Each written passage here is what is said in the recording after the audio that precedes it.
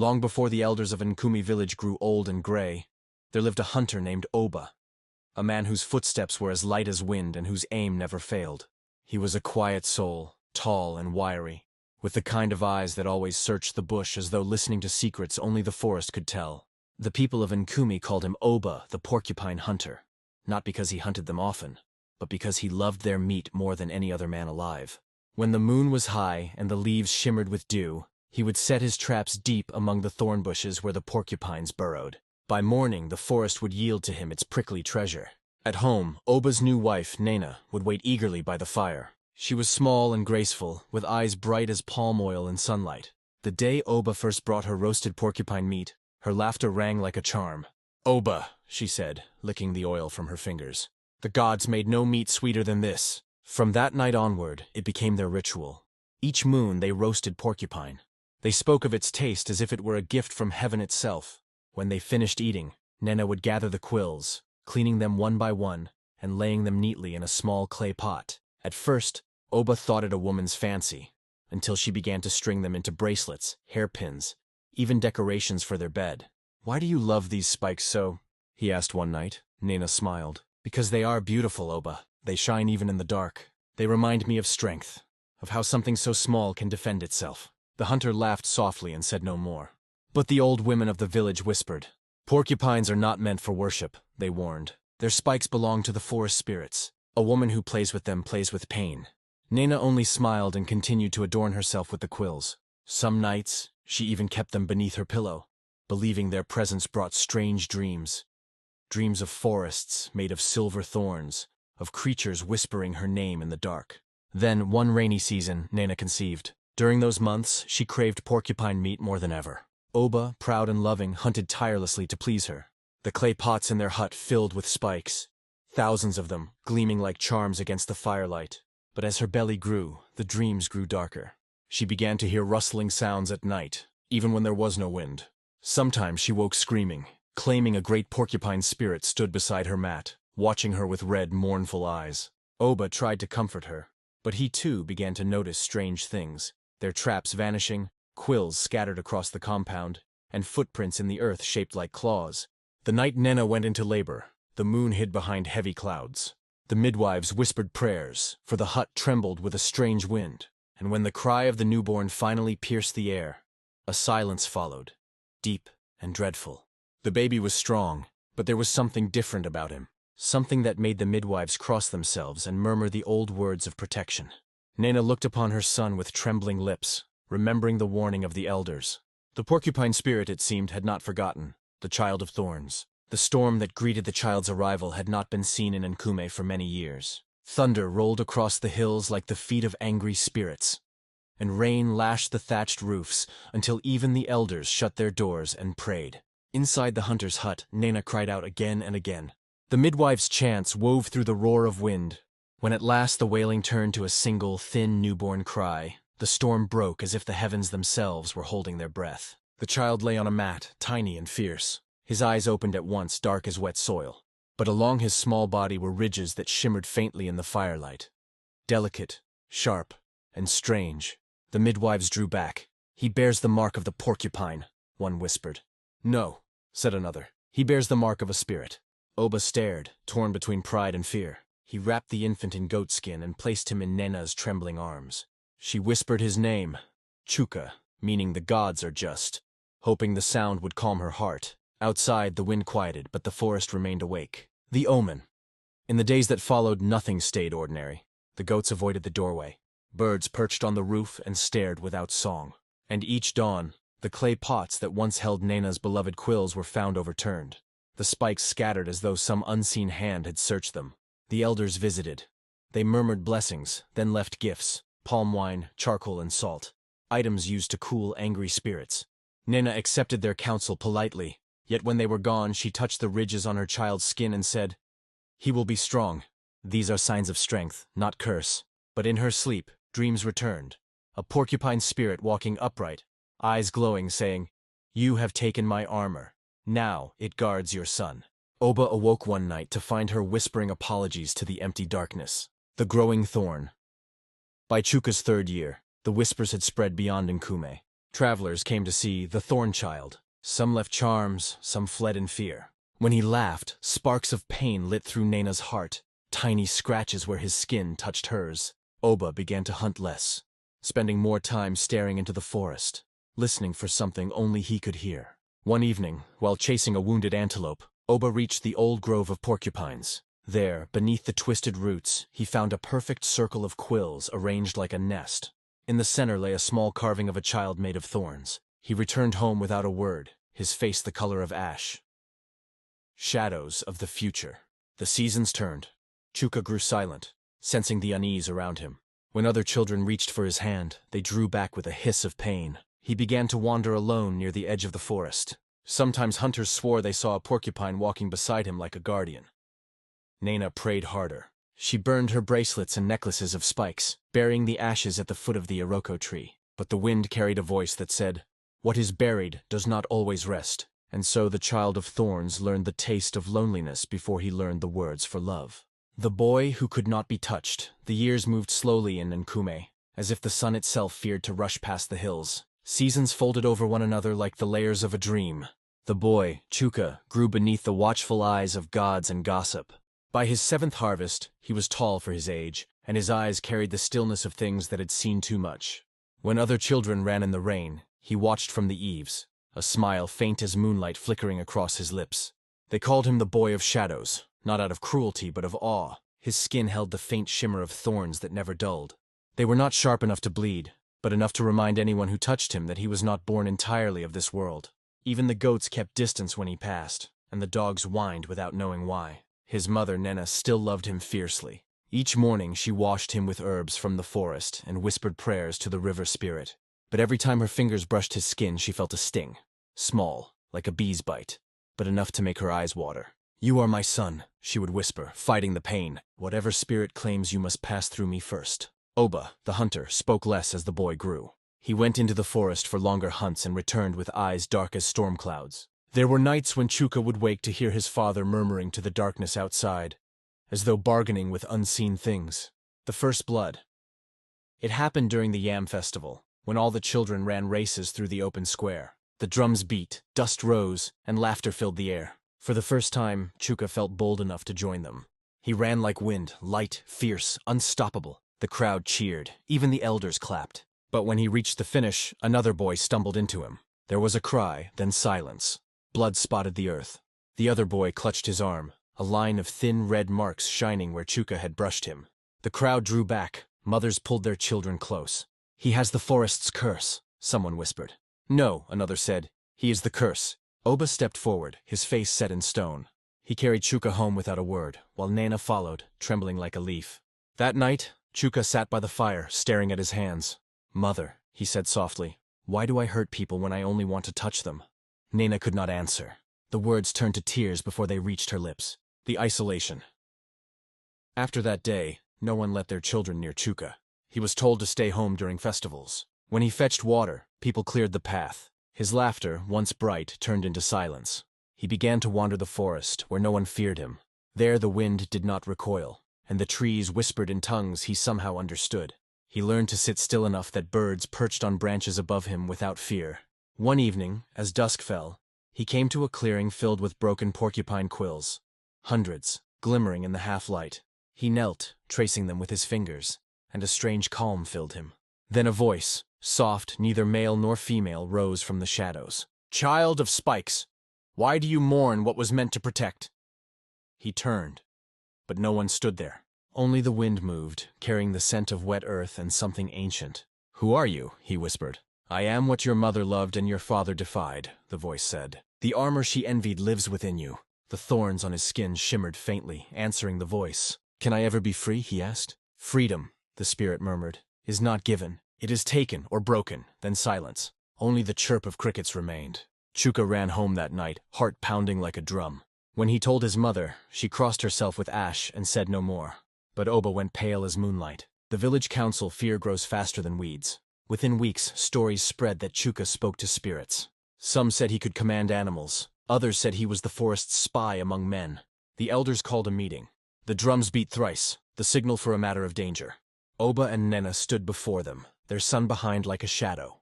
The oldest elder, white-haired Untokon, spoke first. The boy carries what we do not understand. Spirits follow him. If he stays among us, misfortune will follow. Oba clenched his fists. He is my blood, and yet not of your flesh alone, said another. A spirit's mark runs deep.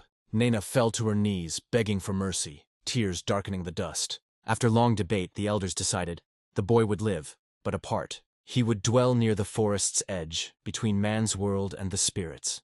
That night, Oba built him a small hut near the great Iroko tree. Nena sang to him until dawn, her voice trembling through the dark.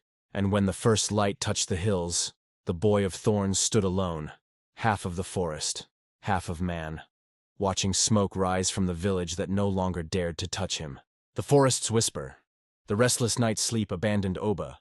Even when the air was still and the night insects droned their steady rhythm, the hunter lay awake, eyes fixed on the roof, listening to the breath of the forest outside the walls. Somewhere beyond the huts, the trees murmured, their voices sliding through the dark like water over stone. Since the council's decree, he had not taken his bow to the bush. His son lived alone at the forest's edge, and every cry of an owl made Oba think of the child's small hut. He told himself that the boy was safe, that the gods would not punish a child for the hunger of his parents, but the thought did not rest easy.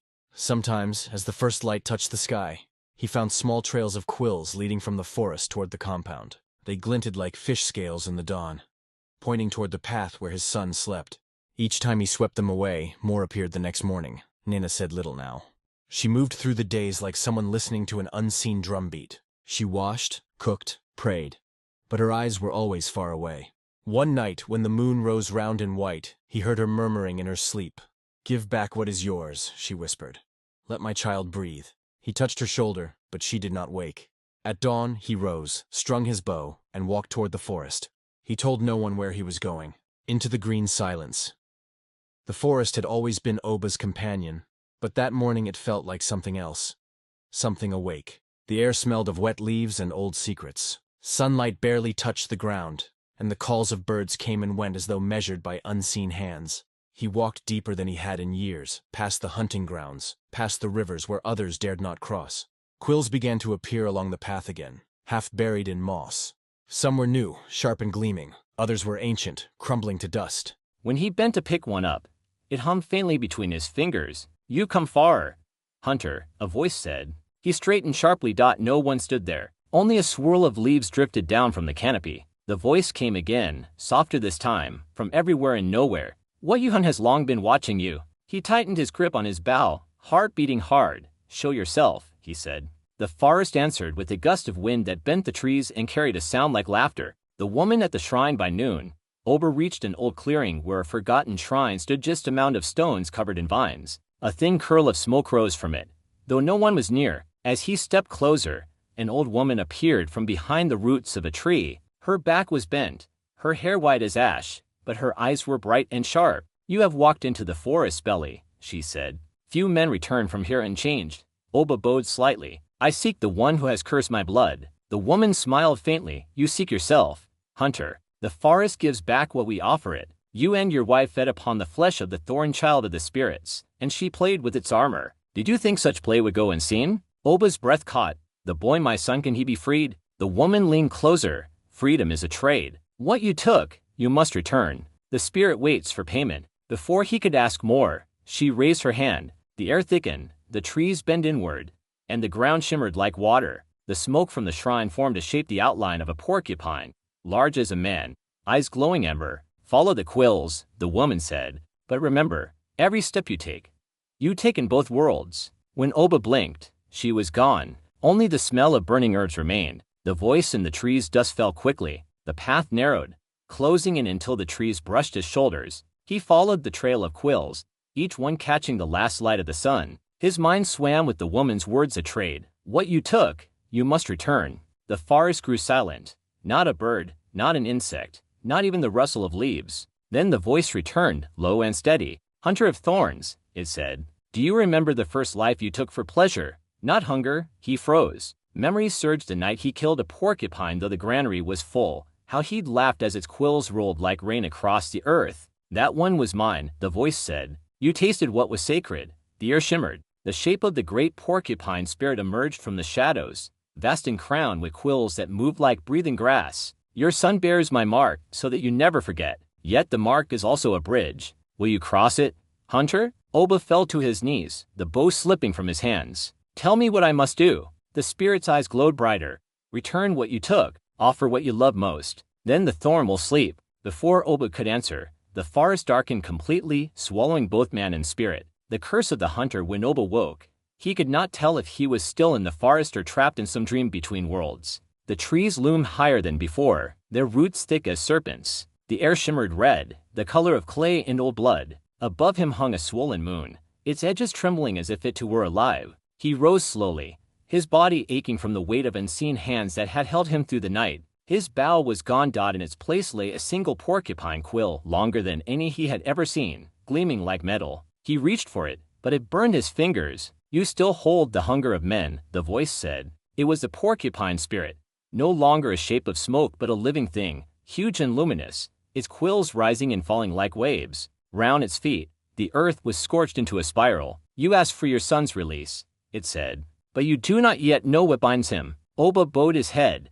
Then teach me. You and your wife broke the boundary of flesh and spirit. You feasted where none should feast. The child you bore is both yours and mine, a bridge between hunger and holiness. You cannot unmake him, Hunter, but you can choose how his story will end. Oba lifted his head, the light from the spirit reflecting in his eyes. Tell me what I must offer, what you love most, the spirit replied, and not in part, but in whole. Then it vanished, leaving behind a wind that howled like morning. The return through shadows. It took 3 days for Oba to find his way back. The forest paths had shifted, as if the land itself did not wish to let him go. He followed the river, drank from it, and saw faces in its ripples, faces that looked like his son's, changing, fading. When he finally reached the edge of the village, the sky was already dark. Smoke rose from the hearths, and the sound of women pounding yam filled the air. But something in the rhythm of the village had changed. Children did not run near his compound. Even the goats avoided the shade of his house. Nina sat by the doorway, her eyes hollow,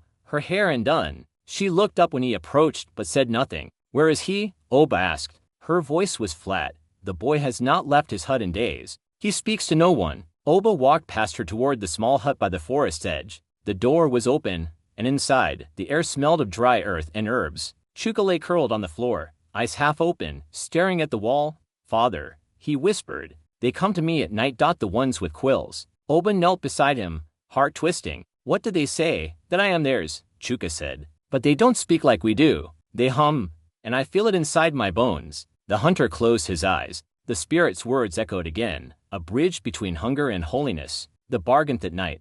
Oba and Nina sat before the fire in silence. The flames painted their faces with gold and shadow. Finally, Nina spoke. You saw the spirit, didn't you? Oba nodded. It demands what I love most. Her eyes lifted to his, tears glistening. Then it will take me. Oba's jaw tightened. No, but she smiled faintly, the way a woman smiles when she knows a secret the world cannot bear. It has always been me. I called it. I fed it. I thought its strength would bless our home. Now let it take what it marked. She rose, walked to the door, and looked out at the forest. If my death frees the boy, then let the thorns grow from my blood, not his. Oba wanted to stop her, to tell her there must be another way, but the air had changed. The wind carried the scent of the forest again, heavy and sharp. He felt it in his chest, the same hum that had burned his fingers in the woods. The spirit was near, the night of the offering. The moon climbed to its highest point, red and vast. Nina stood in the clearing, her white wrapper glowing faintly. Oba held the long quill in his hand. It pulsed with a strange life. Call it, she said.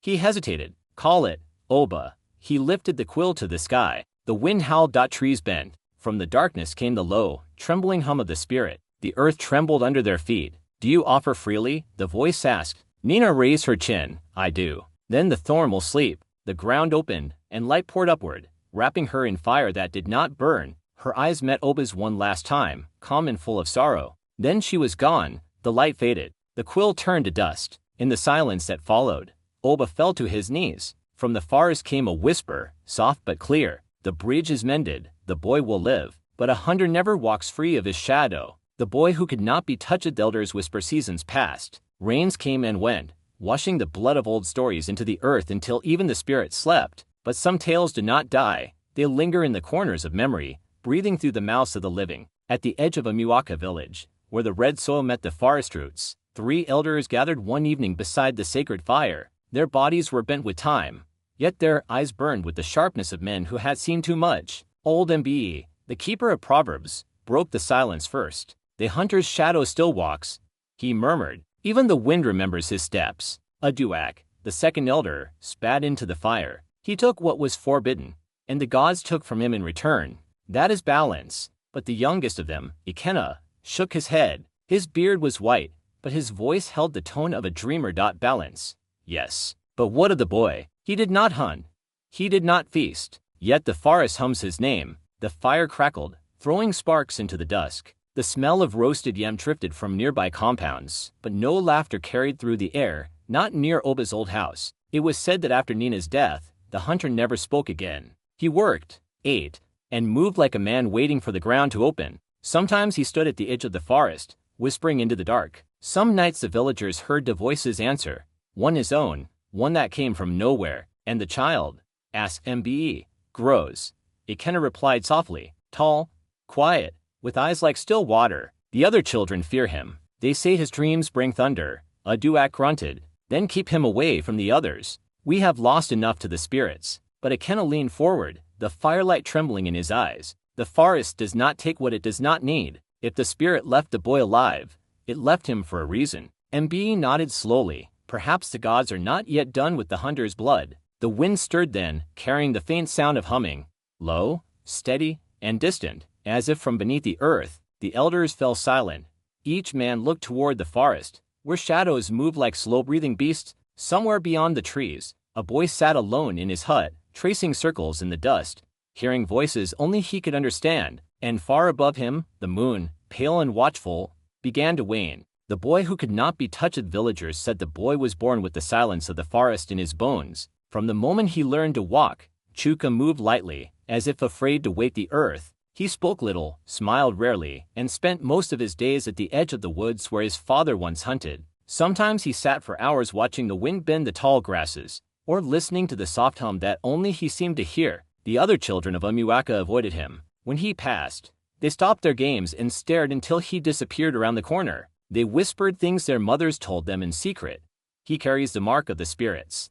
He is half of this world, half of another." Chuka pretended not to hear, but the words clung to him like dust. At night, when the moonlight touched his face through the thatched roof, he dreamed of his mother. She always stood in a place between trees and firelight, smiling sadly, her hands glowing faintly. He would reach for her, but the space between them stretched and rippled, as if the air itself would not let them meet. "You are not cursed, my son," she would whisper. "You are chosen." But even chosen ones must bleed to understand their purpose. And before he could ask what that meant, the dream would crumble into dawn. The whispers and the wound be the time he turned 15. Chuka had become a tall, lean youth. His eyes held the deep, patient color of the forest floor, the kind that saw everything but revealed nothing. His father, Oba, grew older and quieter. The villagers said he spoke now only to the trees. Sometimes Chuka heard him murmuring by the shrine at night, speaking in the old tongue that even elders no longer remembered. One afternoon, as Chuka fetched water from the stream, 2 boys from the village followed him.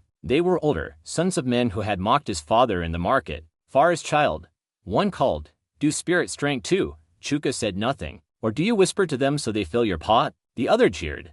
He turned to leave, but one of them pushed him. The pot fell, shattering on the stones. For a moment, Chuka only stared at the fragments, something dark rising in his chest.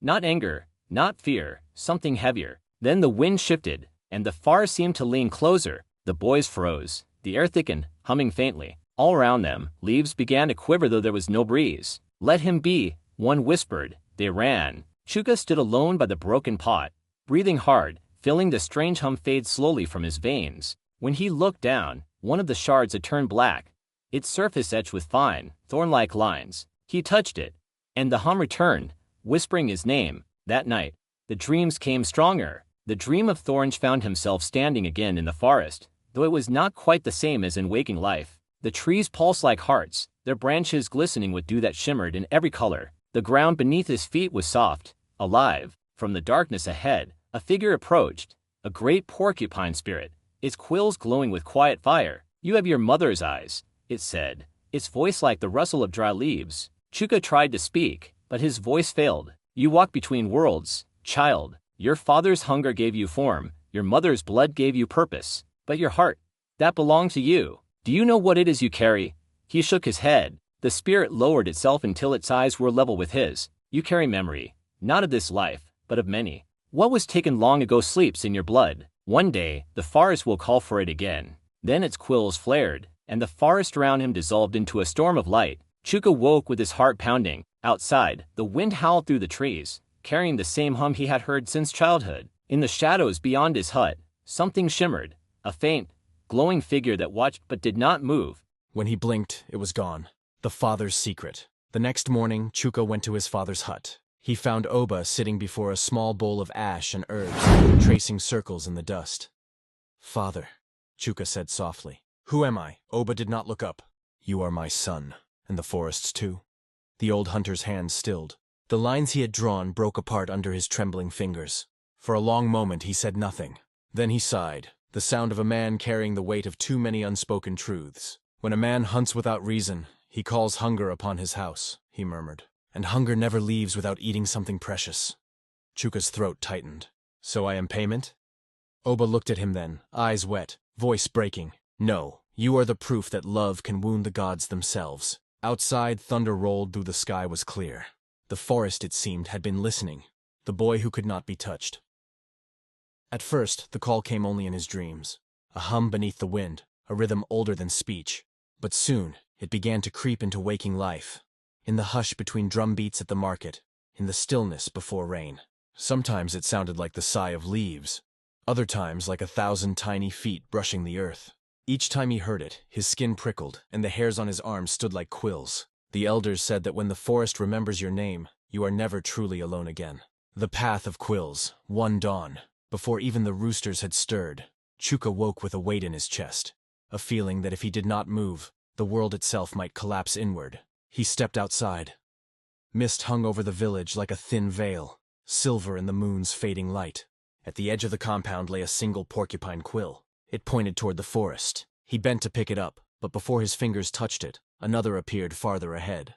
Then another, a line of quills leading away like a trail of stars fallen to earth. Without a word, Chuka followed. The air grew cool and thick. The closer he drew to the trees, the more the world behind him seemed to dissolve. The huts, the smell of smoke, the low murmur of cattle. Only the pulse of the forest remained. He stepped beneath the canopy, and the path closed behind him. The grove of voices. The forest that morning was unlike any he had known. Light filtered through the leaves in slow waves, shimmering as though it too were breathing. Roots coiled like serpents beneath his feet, and every sound carried an echo of something unseen. He walked for what felt like hours until he reached a small clearing. In its center stood a pool of water, so still it seemed carved from glass. Around it were stones marked with carvings, spirals, eyes, and symbols he could not read. The air shimmered, and the hum he had followed grew louder, shaping itself into something almost like words. "Child of thorn and blood, you have come." Chuka fell to his knees. "Who speaks?" From the trees emerged shapes. Faint, translucent, neither fully human nor animal. Some had feathers instead of hair, others bore the faint shimmer of scales. Each glowed softly, as if lit from within. One stepped forward, a tall figure whose face was hidden behind a mask of leaves. "We are the keepers of the boundary," it said, "between the hunger of men and the mercy of the spirits. Your coming was written when your mother offered her breath." Chuka bowed his head. "Why have you called me?" "Because the world tilts again," the spirit said. "The hunters have returned to their greed. The trees cry out, the rivers darken. You carry the echo of the old wound. Only you can close it." He looked up. "How?" "By walking the 3 paths," the spirit replied. "The path of memory, the path of fear, and the path of sacrifice. Each will ask of you something that once belonged to your heart." The other spirits began to hum softly, the sound rising like a single breath. "Will you walk them, child of thorn?" Chuka's voice shook, but he said, "I will." The masked spirit touched the water's surface with a hand of light. Ripples spread outward, reflecting a vision. 3 doors formed from roots and flame, standing in darkness. "Then listen," the spirit whispered. "When the moon bleeds again, begin your walk. Do not look behind you, for the past has teeth." The hum faded, the forest stilled. When Chuka blinked, he was alone. Only the pool remained, and floating on its surface, a single glowing quill. The return. By the time he stepped out of the forest, dawn had broken fully. The village shimmered through the mist like something half-remembered. Children ran, women called, goats bleated. Yet for Chuka, every sound felt distant, as though the world had moved a step away. In his hand he held the glowing quill. Its light was fading, but its warmth pulsed gently against his palm, steady as a heartbeat. He looked once toward the forest. The trees stood silent, but he thought he saw shapes moving between them, patient, waiting. Then he turned toward home, knowing that when the moon bled again, he would have to walk the first of the 3 paths, the path of memory. When the moon bled again, the forest woke. Its red light washed over the roofs of Umuwaka like a warning. Dogs barked without reason, the hens refused to sleep. Even the air smelled of copper and rain. Chuka sat alone outside his hut, the glowing quill resting across his knees. For nights he had waited for this sign, listening to the forest hum beyond the village walls. Now, it was time. He rose, wrapping a simple cloth around his waist, and walked toward the trees. No one saw him leave. The night seemed to open a path before his feet. Each step he took sank into silence, until the only sound left was the beating of his heart and the low whisper that had followed him all his life. Child of thorn and blood, walk and remember. The river of reflections, the first path appeared as a river that shone like a mirror. Its surface was still, yet beneath it swirled shadows that looked like faces. Dozens, hundreds, some familiar, some lost to time. He knelt at the edge. When he leaned forward, the water shifted, and his own reflection broke apart, scattering into fragments that drifted downstream. From the mist across the river, a figure emerged, a woman draped in white light. "Mother," he whispered. Her smile was the same as in his dreams, but this time her eyes were bright with sorrow. "You have come to remember," she said. The truth buried in blood. The water rippled again, and images formed, visions of the past. His mother, younger, laughing beside his father as they roasted porcupine meat under a full moon. The gleam of quills collected and tied into ornaments. The spirit's silent gaze watching from the forest edge. "We thought we were blessed," Nina's voice echoed. "We thought the forest had given itself to us. But the forest only lends, it never gives." The images twisted. The night of her offering, her face illuminated by red light. Her final whisper. "Let the thorn sleep." Chuka reached for her, but his hand passed through smoke. "Why me?" he asked. "Because you are both wound and healing," she replied. "Through you, the spirits may forgive or remember." Her image faded, and the water turned black. The mountain of echoes. The forest changed again. The ground beneath his feet hardened, rising into a steep hill. Each stone he touched felt warm, almost alive. Voices began to hum from the rocks. Old voices, deep and layered. "Hunter's son," they chanted. "Tell us what you see." Chuka looked up.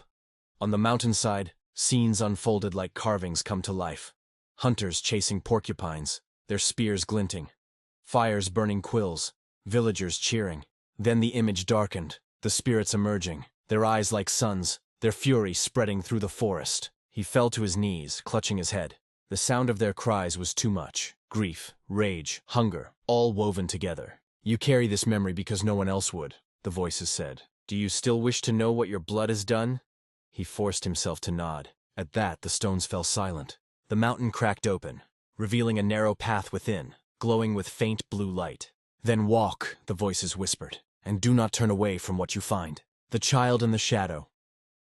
Inside the mountain, the air was cold and thick with mist. At the tunnel's end stood 2 figures, one bright, one dark. The bright one looked like him as a child, innocent, wide-eyed. The dark one mirrored him too, but its eyes were empty, and its skin was marked with faint, glimmering thorns.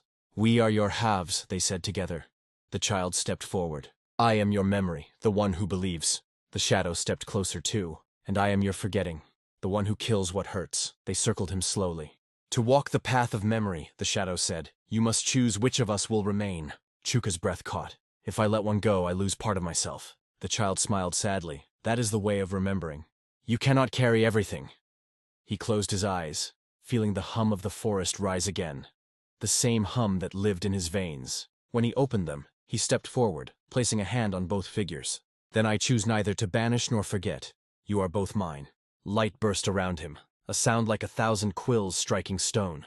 When the brightness faded, the figures were gone. In their place stood a single quill, now etched with gold veins. He picked it up, and the voice of the masked spirit returned. "You have walked the path of memory. What was buried now breathes again. The second path awaits, The path of fear. The mountain opened above him, and he stepped out into dawn. The boy who returned from the forest. At dawn, the forest opened its arms and let Chuka out. The dew was heavy, silver like tears. Mist wrapped around the trees as if trying to hold him back. But the first rays of sunlight broke through, painting his skin in pale gold. He felt lighter, not freed but awakened. The quill in his hand pulsed faintly, like a living thing. The world seemed sharper now. He could hear the heartbeat of insects in the grass, smell the age of the soil beneath his feet. When he walked into the village, the people stopped what they were doing. The old women paused mid-sweep, their brooms frozen in the air. The men at the well exchanged glances. Even the children, who had once followed him laughing, now hid behind their mothers' wrappers. "Is that not Nena's son?" someone whispered. "He went into the forest 3 nights ago. And came back alive?" Chuka bowed his head, greeting them softly. No one answered.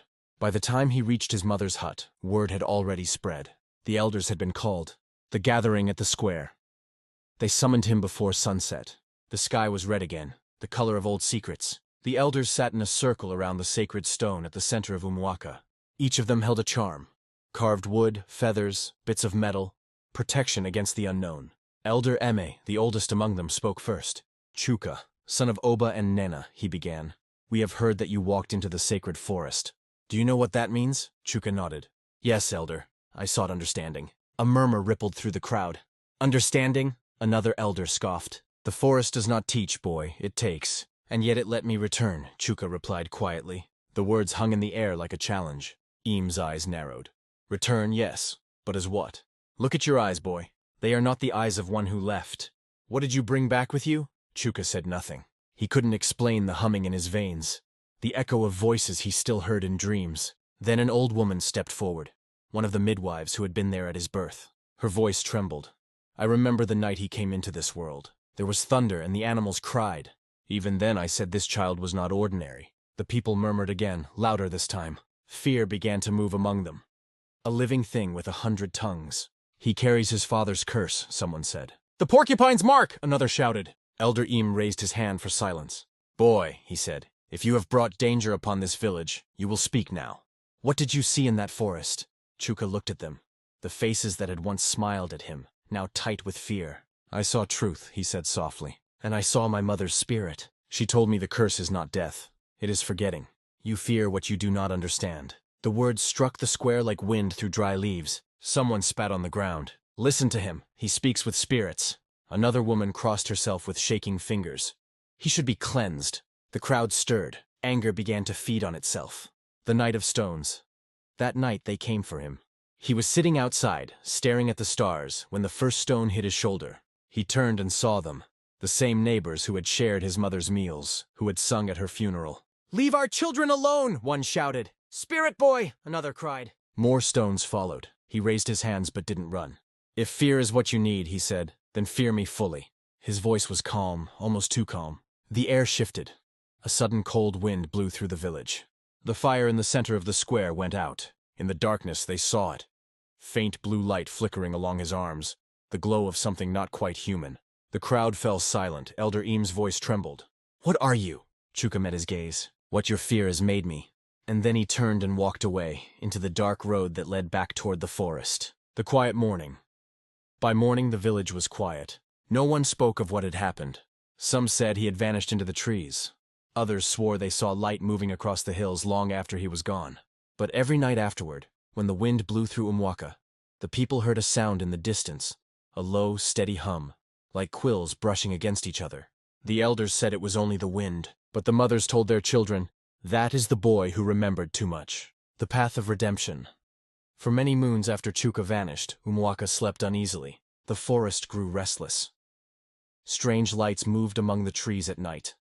Goats bleated at empty corners. Even the river, once calm and clear, began to murmur in a tongue the people did not know. One night a wind rose, heavy and cold. It came from the east, the direction of forgotten things. It swept through the huts, scattering ashes, snuffing out fires, and whispering through the thatched roofs like a voice long denied. "You turned away the one who remembered." The villagers woke screaming. The elders gathered by torchlight, trembling.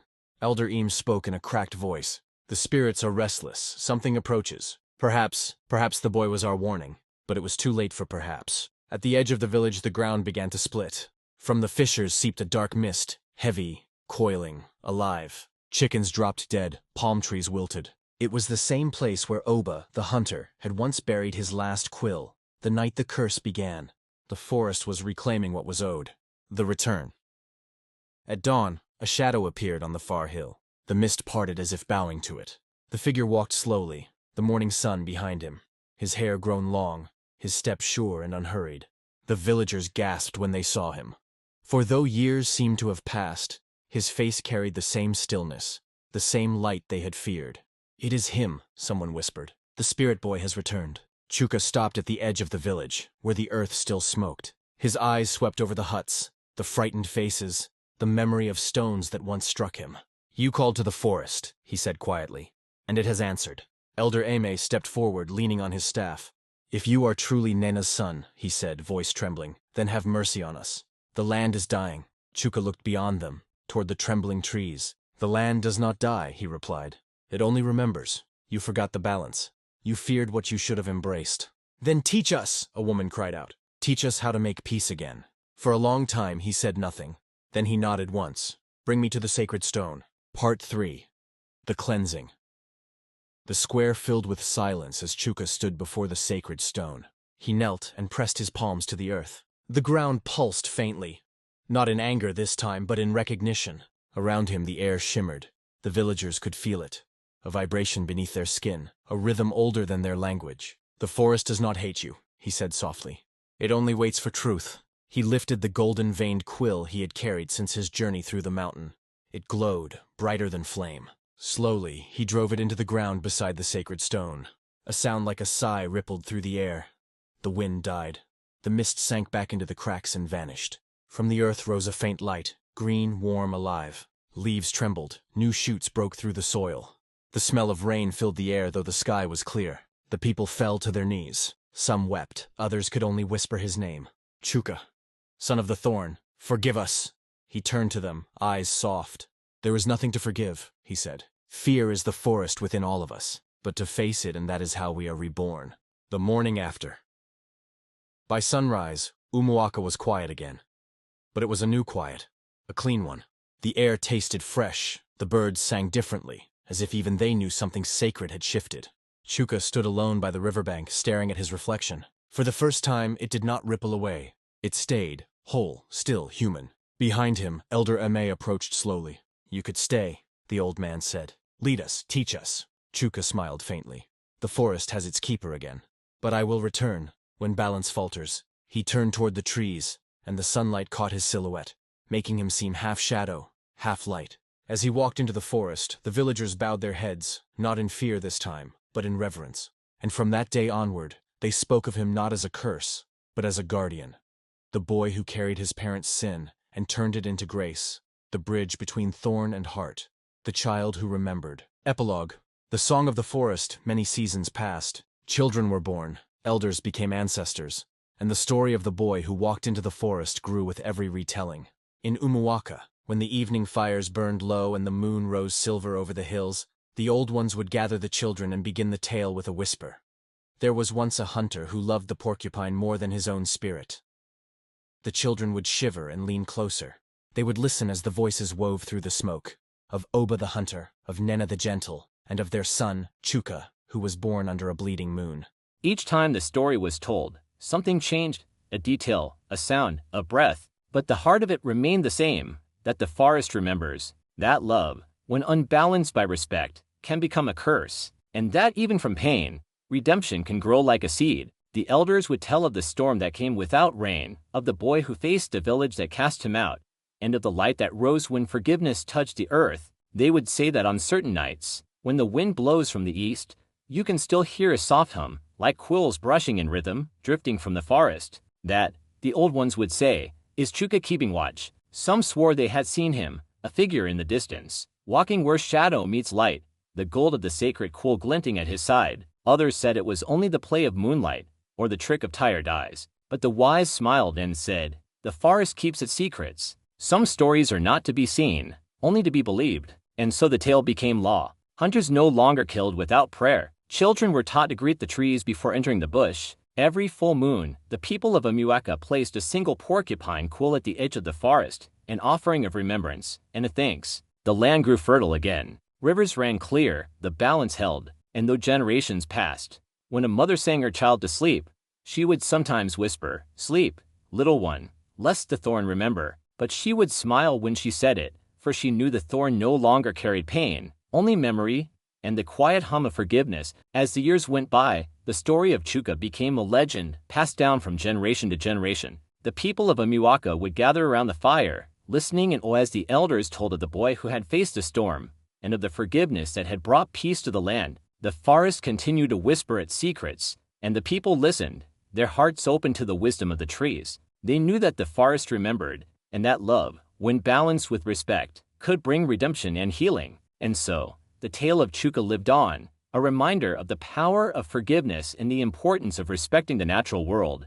The people of Amuaka continued to live in harmony with the forest, and the land prospered, a testament to the enduring power of love and forgiveness. The story was told and retold, each time with a new detail, a new sound, and new breath, but the heart of it remained the same, that the forest remembers, and that love, when unbalanced by respect, can become a curse, and that even from pain, redemption can grow like a seed. The elders would smile, their eyes twinkling with wisdom. As they told the story of Chuka, they would say, "The forest keeps its secrets, but the heart of the story remains the same. Listen, and you will hear the hum of forgiveness, echoing through the trees." And the people would listen, their hearts filled with wonder, as the story of Chuka was told and retold, a reminder of the power of forgiveness and the importance of respecting the natural world. The tale of Chuka became a part of the fabric of Amuaka, woven into the very essence of the people in the land. It was a story that would be told for generations to come, a reminder of the enduring power of love and forgiveness. As the sun set over the forest, the people of Amuaka would look up at the trees, their leaves rustling in the gentle breeze. They would smile, knowing that the forest remembered, and that Chuka's story would live on, a testament to the power of forgiveness and the importance of respecting the natural world. The story of Chuka was a gift, a reminder of the power of love and forgiveness. It was a story that would be told and retold, a reminder of the importance of living in harmony with the natural world. And as the people of Amuaka looked up at the trees, they knew that they were a part of something greater than themselves, something that would endure long after they were gone.